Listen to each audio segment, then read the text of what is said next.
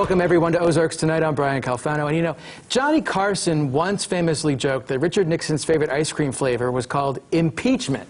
Now, we don't know what Donald Trump's favorite ice cream flavor might be, but it's probably not that. And it's interesting, too, to get a historical perspective on presidential impeachment and the way in which these issues have shaken out in the past. And to give us some insight on all of this, we are joined by Drury University political science professor, an expert on the presidency, and the director of the L.E. Metter Center for Politics and Citizenship. I got that all out, I think, correctly. Yes, right. That's right. Dr. Dan Ponder. He's been with us before. So, Dan, thanks for being here. As always, thanks for having me. And I called you in because we have a little assignment for you to tell us about this guy. He was a senator from the great state of Illinois, our neighbors to the east, focusing on this guy, Lyman Trumbull. Right. And he was a senator around the Civil War period. He essentially stood against his Republican colleagues in voting against the removal of then-President Andrew Johnson. Right. And I think this is an example for our time in terms of people crossing party lines, not doing exactly what the party would expect them to do, but to make maybe the better or good decision, however you want to characterize that, about what circumstances truly call for. But I'll just sort of turn this over to you and tell us about this guy, Lyman. Yeah, well, Lyman Trumbull, as you said, was a senator. It was kind of interesting. As you know, a lot of times back in the 19th century, there'd be congressional elections, but they wouldn't go to Washington for another sometimes year or even 13 or 14 months. So he was actually elected to the House, but before he could take his seat, he was actually elected to the Senate, because in those days, of course, the state legislatures elected the Senate.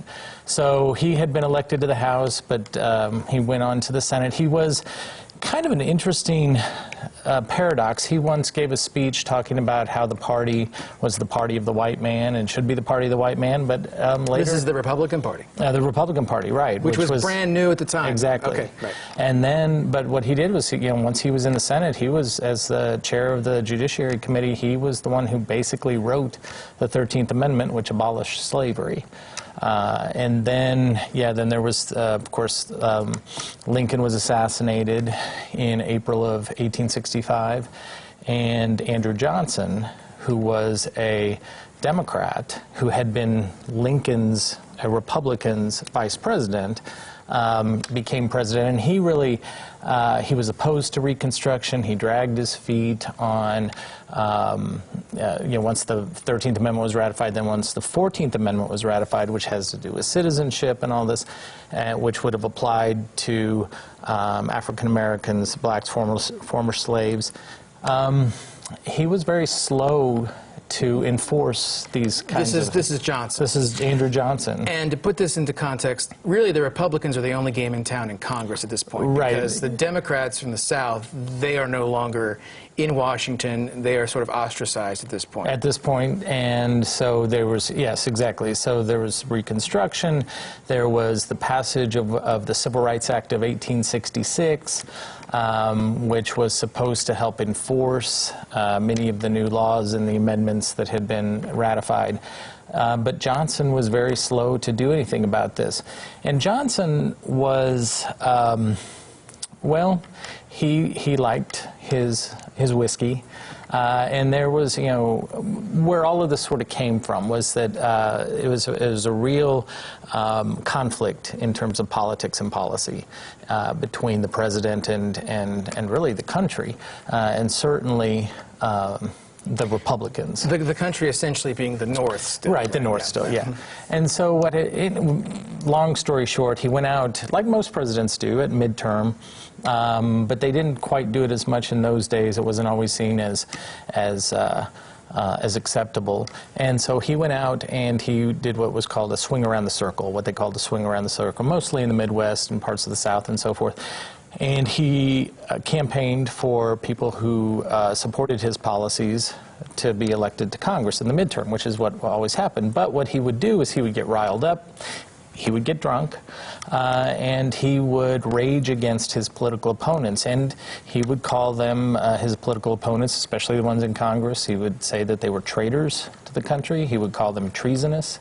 So this stuff happening now. Yeah, it does bear sort of a really interesting... They just didn't have Twitter back then. They didn't have Twitter. They didn't have, you know, even if you want to go back to even pre-Twitter, right, they didn't have the news cycle. He wasn't always on television. But this really rankled, as you might guess, members of Congress. And so they really wanted to get him out because, like I said, he vetoed the Civil Rights Act of 1866. It was passed over his veto. It was, you know, Congress overrode his veto. Congress also passed something that frankly was probably unconstitutional, the Tenure of Office Act, and Johnson wanted to test it. Basically what the Tenure of Office Act simply said was, hey, if you're going to put someone in office, if you're going to nominate someone for a cabinet position or an executive position that needs Senate confirmation, then if you want to fire that person, you've got to also get Senate permission. If they had to, you know, if the Senate was involved in hiring, then the Senate had to be involved in firing. Yeah, that sounds pretty unconstitutional. It was. And going back to Washington, to President Washington, it had never really been done that way. So Trumbull, I believe he said that he just didn't think that this was an impeachable offense? Right. He thought that essentially what was happening... Or an offense that was of the level to justify removal. To removal, exactly. Because he had been, yeah, and that was up to the House, and so the House impeached him. And so, yeah, he essentially said, I don't think, again, I'm paraphrasing, but basically, I don't think if we do this, if we remove him, that will do major damage to the balance of power, checks and balances, and what will happen is it will sort of set a very low bar, and it will only be partisan. Because if you think about it, it is partisan. Almost any president who has who does not have a majority in the House is susceptible to impeachment. Now, of course, most Congresses and most presidents do have articles of impeachment brought against them, but they never go anywhere. It's usually some rogue member of the House who wants to submit them for political reasons. Right, and it never goes anywhere except in these couple of instances. So yeah, he thought that if he's removed, it really sets the bar pretty low, and that future presidents, both Republican or Democrat, would be in real danger, and then that would do serious damage to the independence of the executive of the presidency. Fascinating stuff. It is. Dan Ponder from Drury University and the L.E. Metter Center for Politics and Citizenship. We appreciate it, Dan. Thanks. My pleasure, always. And we'll be back after this.